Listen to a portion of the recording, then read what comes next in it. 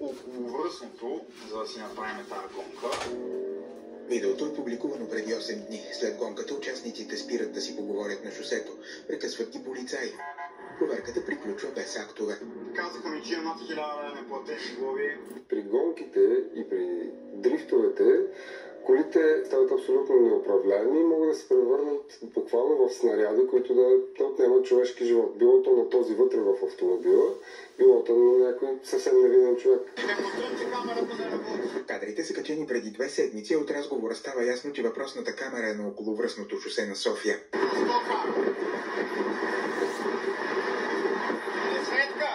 Няма камера, няма! Видеото продължава с гонка като от екшън филмите. Глобата за нерегламентирани състезания е 3000 лева и отнемане на книжката за 1 година.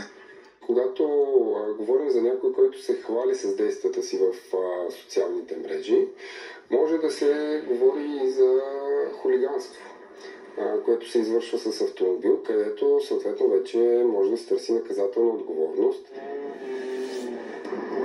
Полис! They stopped you? Yes.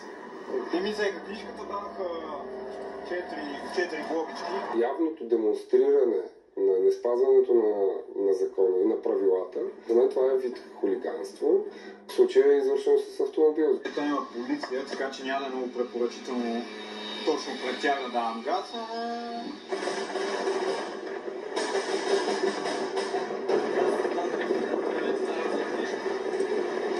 няма да лъжа, те вече имаме и някакво или сбегам след книжката, но още не съм извикали. Мъжът отказа среща с екипа ни, но заяви, че няма дрифтове и ни посъветва, вместо да се занимаваме с поведението му, да направим репортаж за разбитите пътища. След сигнал на Посвети и у нас, Пътна полиция проверява видеоклиповете.